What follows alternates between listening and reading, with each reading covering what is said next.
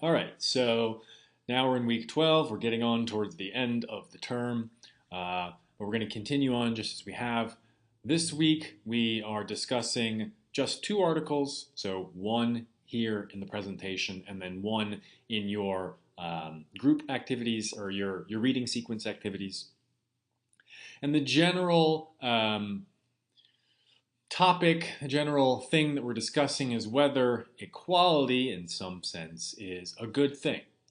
This ties into what we were discussing last week with feminism. Feminism is putting forward the idea that at least gender equality is good. At least the liberal version of feminism is saying that, where gender equality means something like people are not treated differentially under the law or by society on the basis of their gender presentation. They don't talk about gender presentation in the argument that we looked at, but just to sort of, as it were, update the argument a little bit. And when we say that people aren't treated differentially, we mean that expectations for what they will do, what they can do, how one encourages them, how one discourages them, so on and so forth, those things will be the same, regardless of their gender presentation, their sex, whatever we take the operative feature to be there.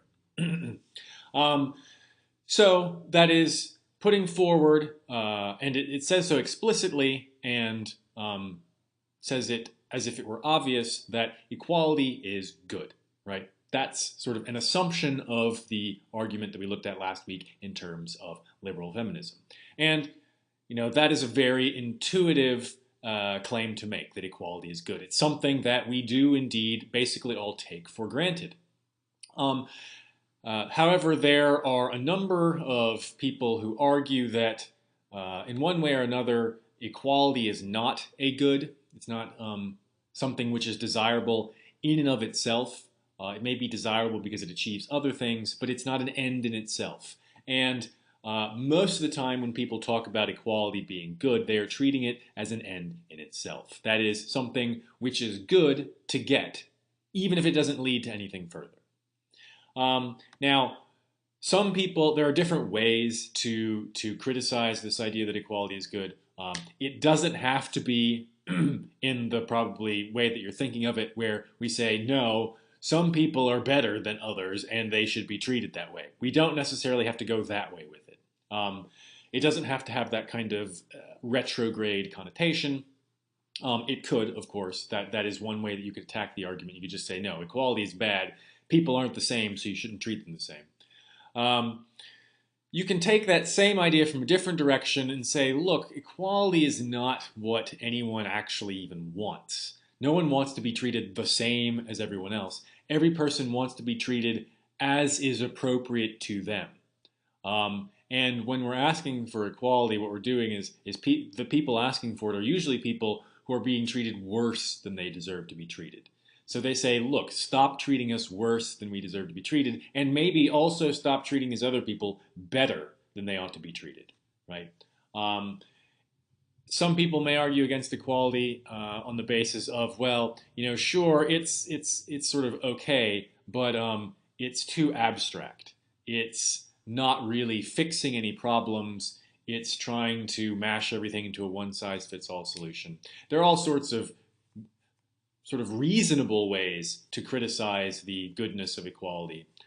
So we're not here to say anything really, that's what I'm looking for.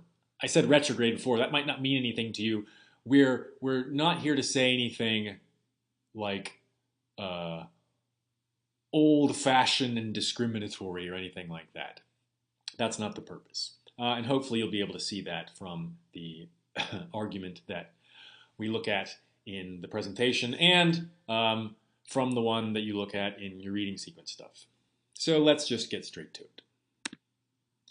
I already talked about this. We're looking at arguments this week which basically say that egalitarianism, which is the ethical view promoting equality, is not unqualifiedly good.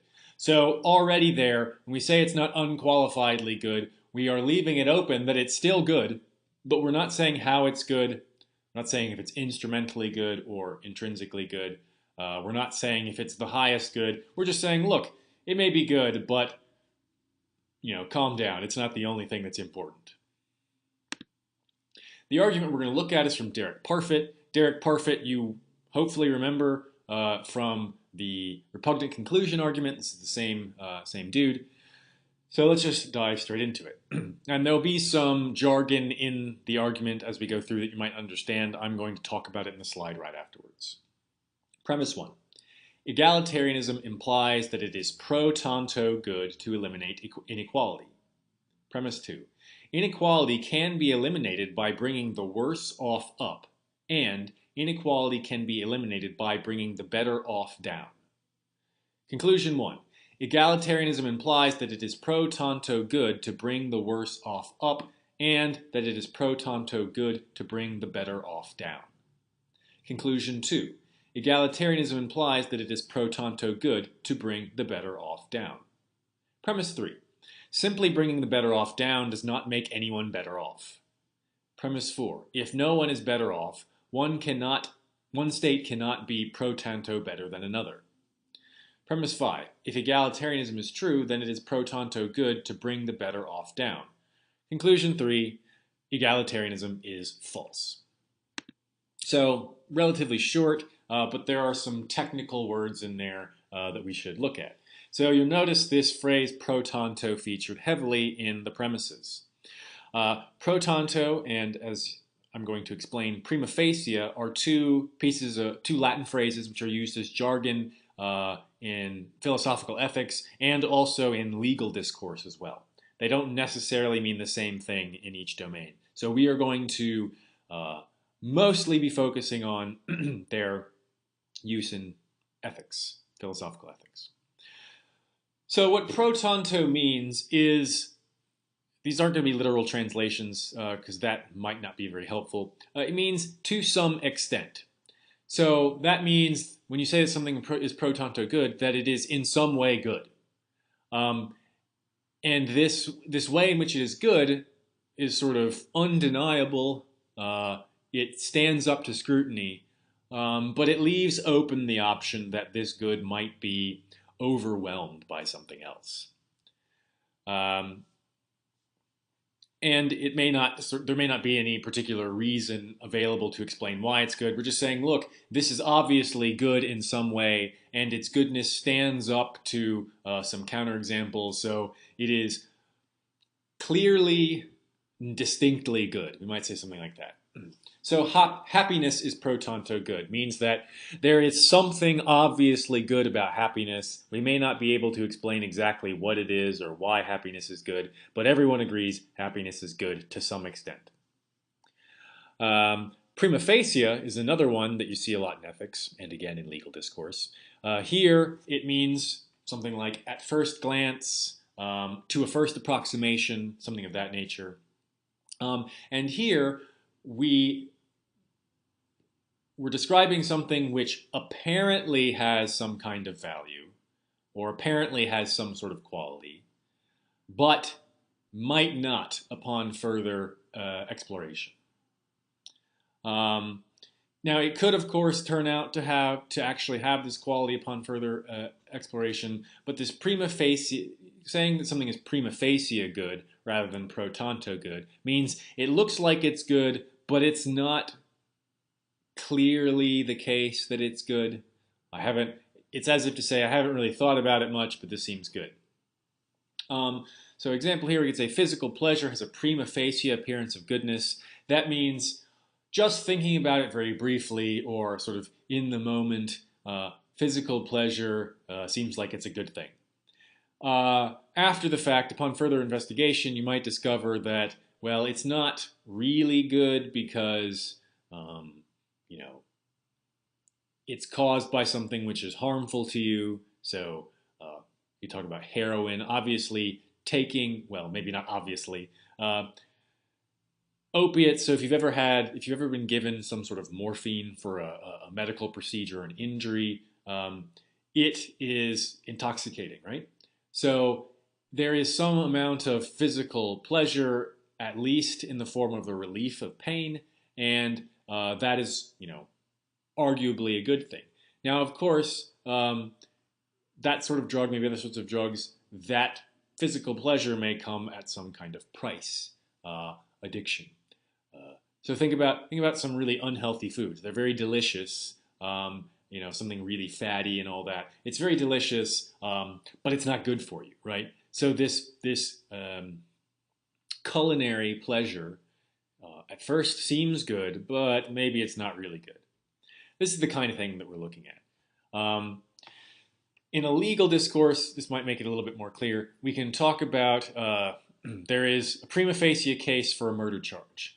That means we have enough evidence to proceed in indicting this particular person of murder, enough to warrant a further investigation and a whole hullabaloo of a jury trial. But of course, it might turn out that the charge won't actually stand, right?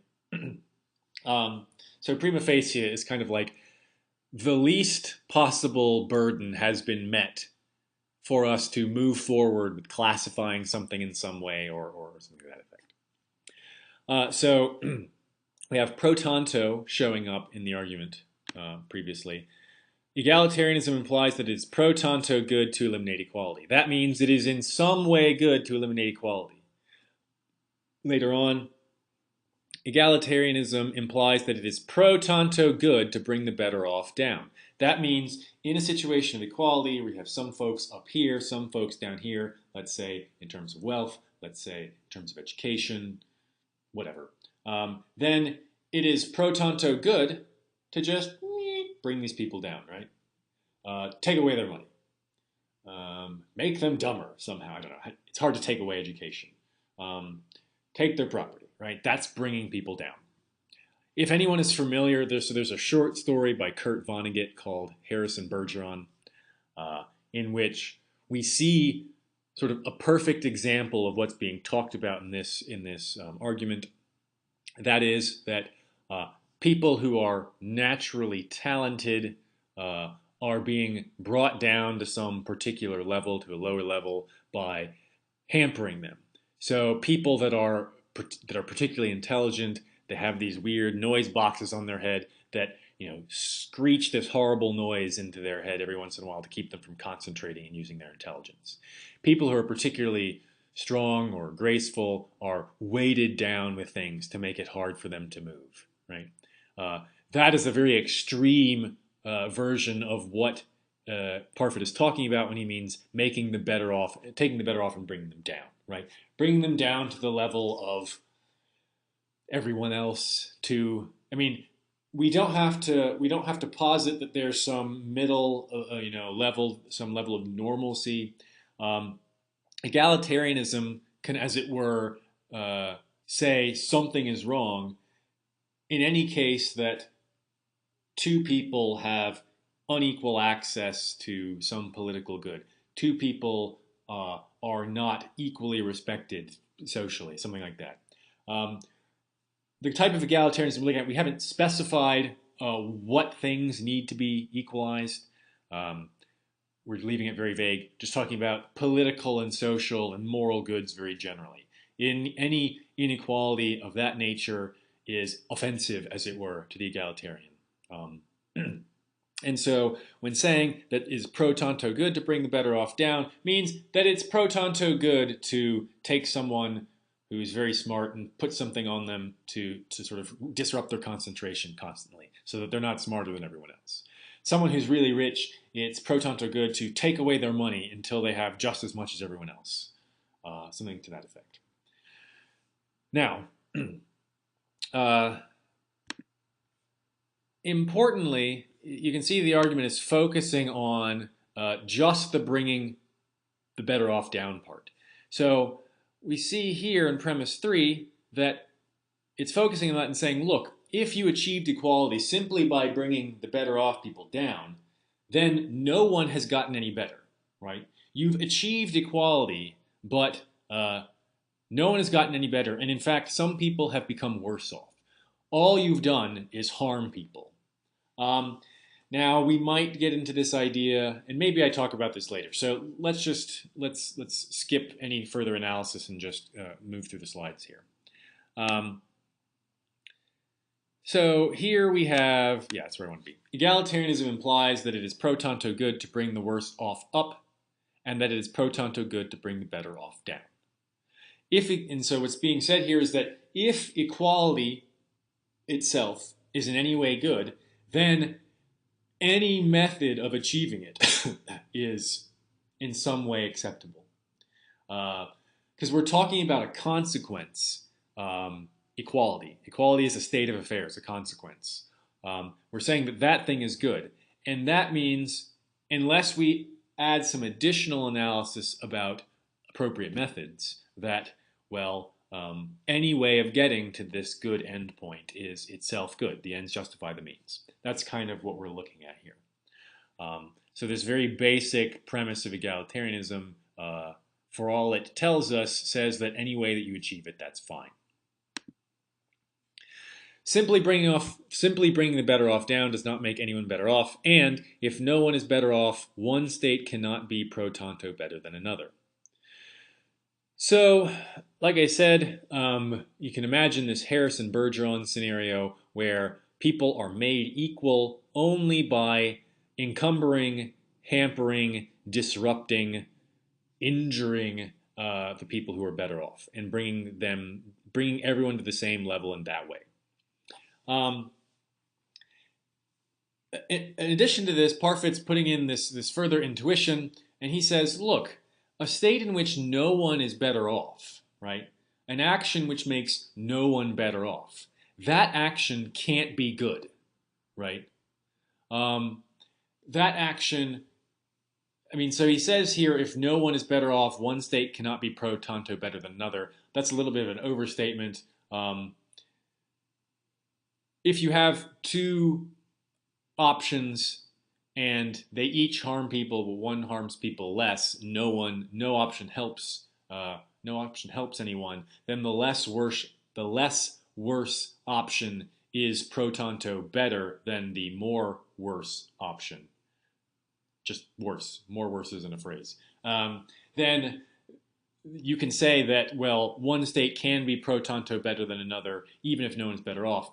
But I think the intuition still goes through.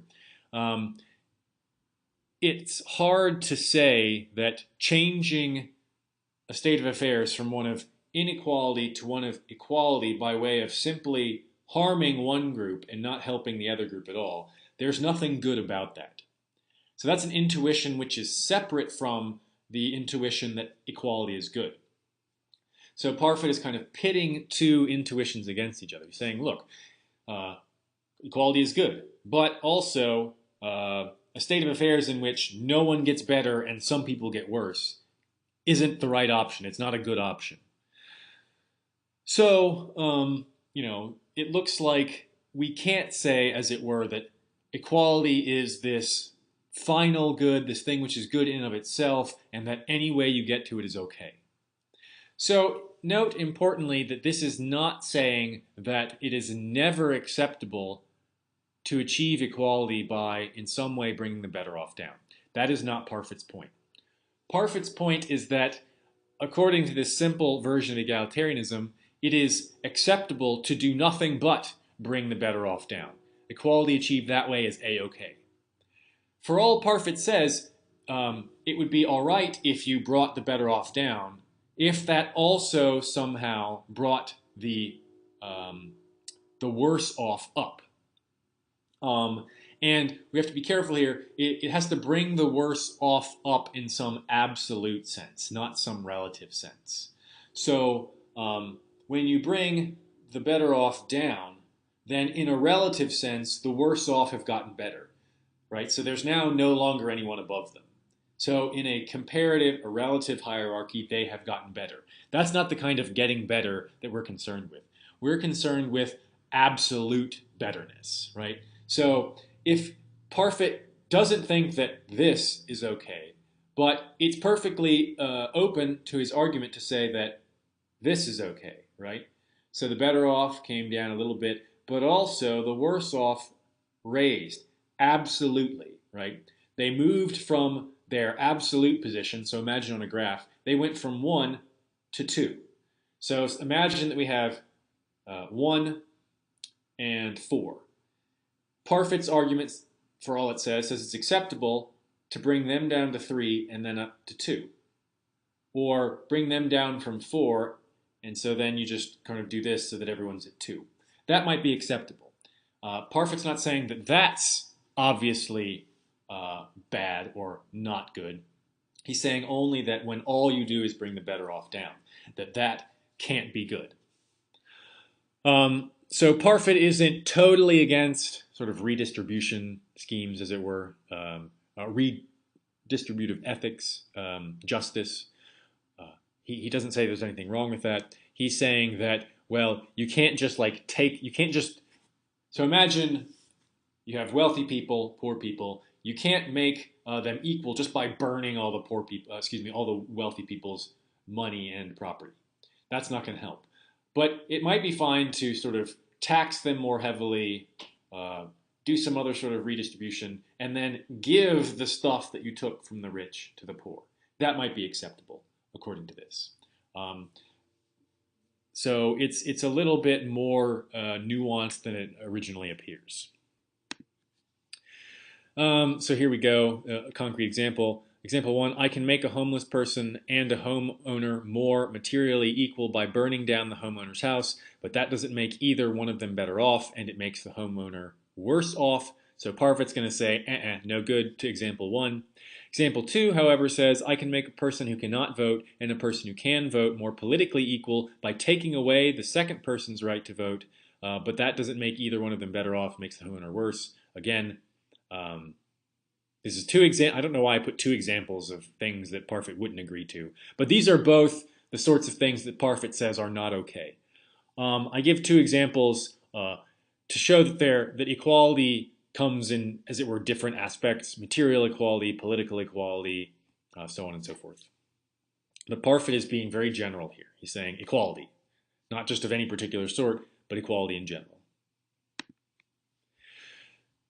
So, as I've said, what this demonstrates, if it demonstrates anything, is that equality is not intrinsically good. I feel like we might have gone over this before, but in case we haven't, I put it in this slide anyway.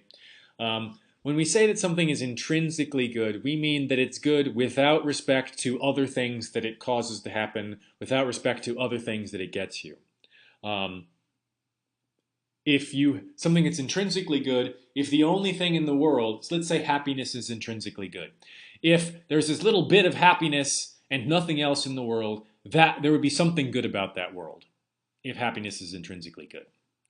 And likewise, if unhappiness is intrinsically bad, then if there's a world in which there's nothing but this one little bit of unhappiness, then that world is bad. There's something bad about that world.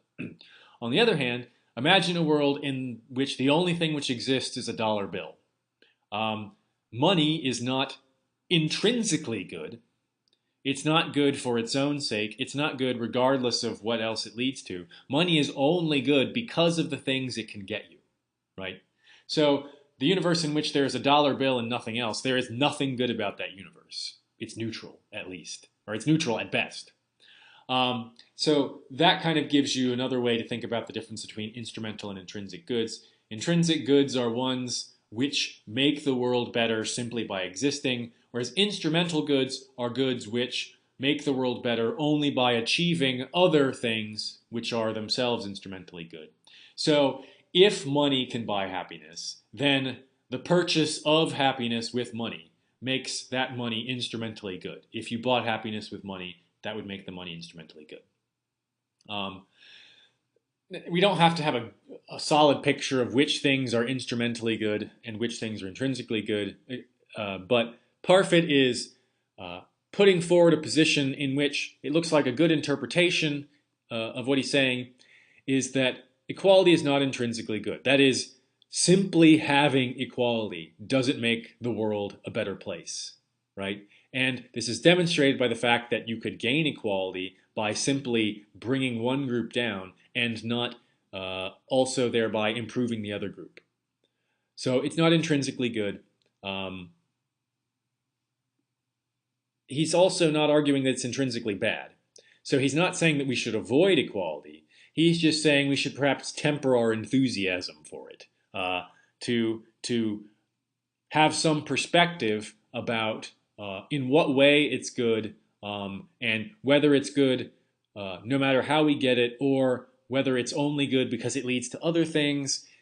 Is it a good in itself, or is it a sort of a symptom of good things, so on and so forth.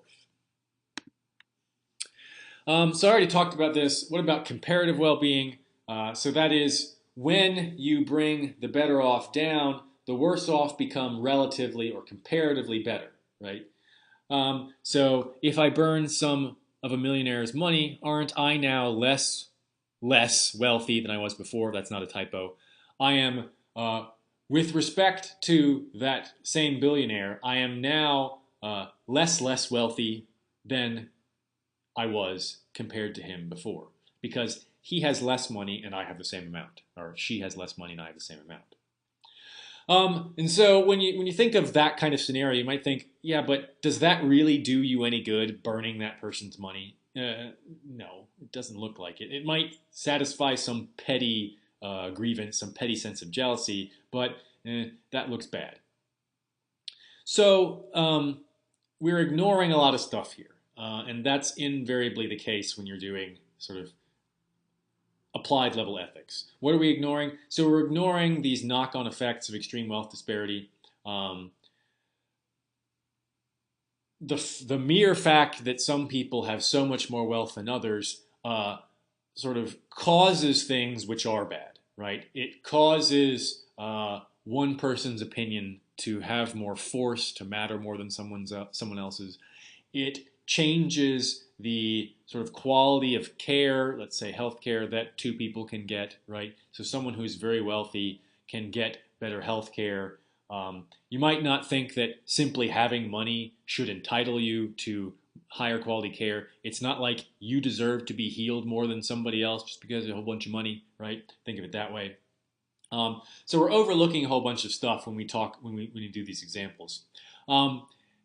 And so there's a trend in sort of non-rigorous argumentation, and I can see it sometimes in the discussion posts, to sort of say, yeah, well, what about this, right?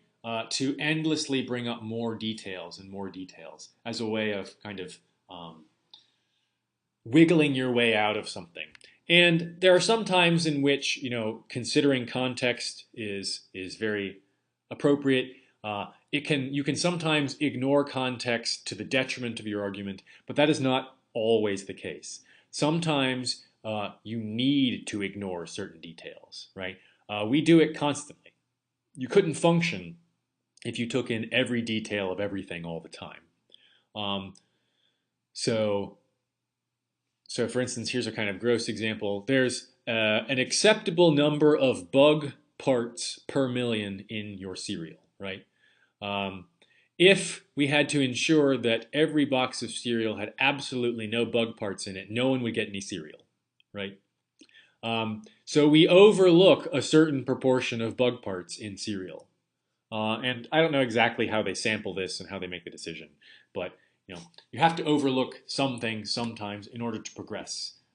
This is the same in theoretical discussions and anything else. Now it may be appropriate to come back later and resupply the context that you overlooked and see whether this theory that you've come up with can still work. But you factor them back in as is necessary. Okay, so we get to this conclusion of Parfit's argument where he says egalitarianism is false. So I want to stress again that this does not mean that we should avoid equality. It's not saying that anyone who thinks equality is somehow useful or worthwhile is totally wrong. It doesn't mean that we should create some hierarchical society in which there are distinct classes of citizens with distinct rights and so forth. That's not what's being suggested by Parfit at all. It's just saying that getting equality on its own without also getting something else, some other politically, socially, or morally good thing, well, that's bad. That's useless. Simply making people equal doesn't do much. Um, Now, you'll notice that when in sort of some of the more good cases, when you've brought, let's say, the very wealthy down a bit and the sort of less wealthy up a bit, you haven't just made people equal, right? You've also improved the less well-off's lot in life. When, if you have sort of redistributed funds to them, they now can have access to healthcare, education, nutrition, so on and so forth, that they couldn't get before, right? So you have not only made them equal, you have also improved their lives in sort of more concrete, objective ways. So that's what I mean when I say you also have to have achieved something else. You achieve nothing else when you just bring the better off down. Or at least you achieve nothing else worth achieving. You might satisfy like I said, the petty grievances of your own petty grievances or the petty grievances of the underclasses, right? But that's not worth securing, right? That's not a good thing. Satisfying your petty desires is in fact bad. So we have to examine what else comes with the achievement of equality in order to evaluate whether that achievement of equality is actually a good thing or not. So again, we can compare this to the discussion from last week. The liberal feminist is suggesting that you aim to increase opportunities for women. You are aiming to make them better off. You're aiming to make them better off by reducing their share of unpaid labor in the household to, let's say, 50%. So splitting the household unpaid labor 50-50 between the woman and her partner. So in the liberal feminist argument they looked at, we're assuming this kind of heteronormative nuclear family model. So we're just going to go ahead and stick with that for the ease of expression. So we have the woman and then her husband. They split the work 50-50. It used to be, let's say, 60-40 or 70-30. And the woman, doing the 70% of the housework meant that she had fewer opportunities to, follow her professional interests, to follow her passions, whatever. It's not very specific. It focuses mainly on professional interests in the liberal feminist argument. So by evening out their share of the work, by making them equal with respect to household work, that's not all that you're doing. You're additionally improving the woman's lot in life by giving her more opportunity to do what she wants, right?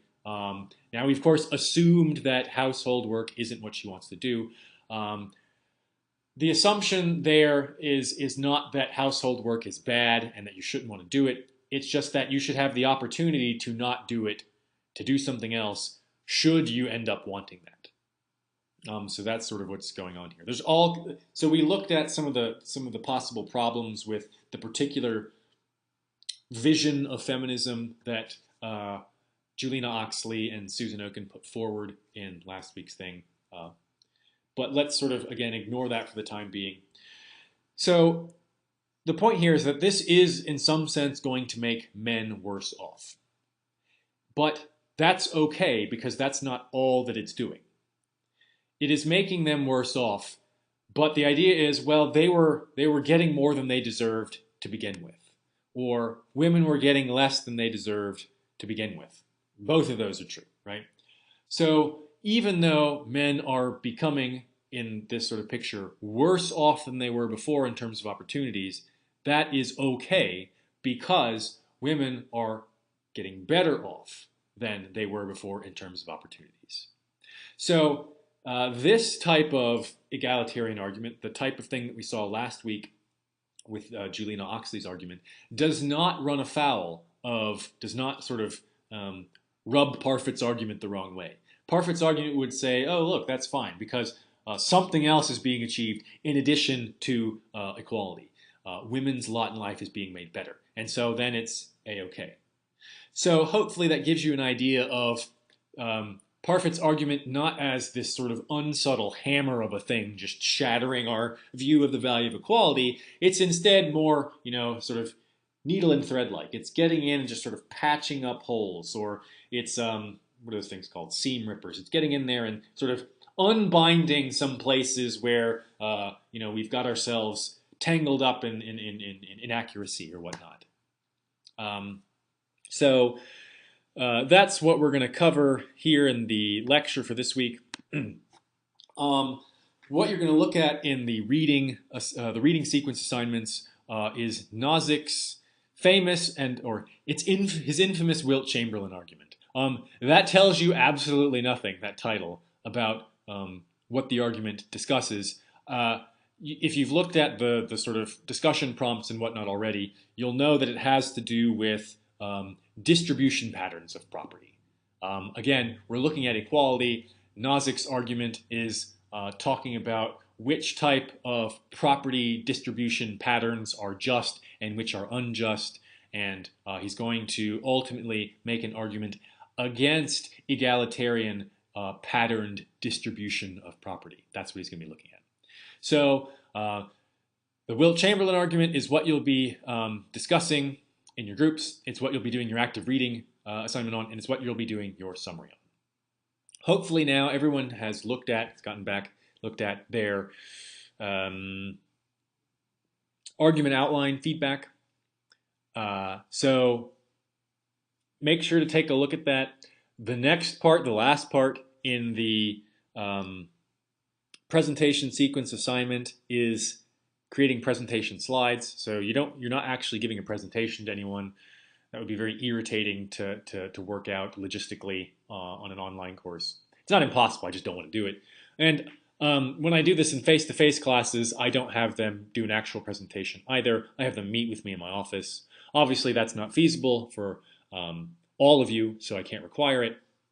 But what you're going to do is you're going to create a set of slides for a presentation which is based on the argument outline that you've done. Roughly, for each section of your argument outline, you will create a couple slides that sort of explain what's going on in that section. So it's not going to be a lot of slides. Once you get to around 10, you're probably at the upper limit of how many slides you could fit in like a 15-minute session. Slides that are informative and slides that you go over sufficiently. And in addition to creating those slides, you're also going to create a script which contains what you would say when presenting these slides if you were to present them. The script, it's very easy to incorporate this. So in Keynote at least, if you go to, I think it may be in the same place in PowerPoint, you can go to Show Presenter Notes, and then you can start typing stuff down here. So the script will go there. And when you save the document, you send it to me, I'll be able to see your script there. So what did I say here?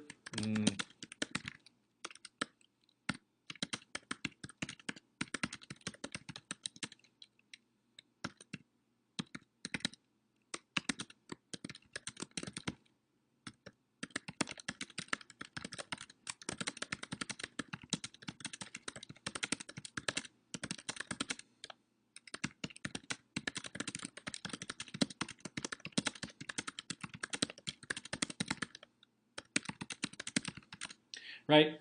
And so this is the kind of thing that you're going to write down there in the presenter's notes.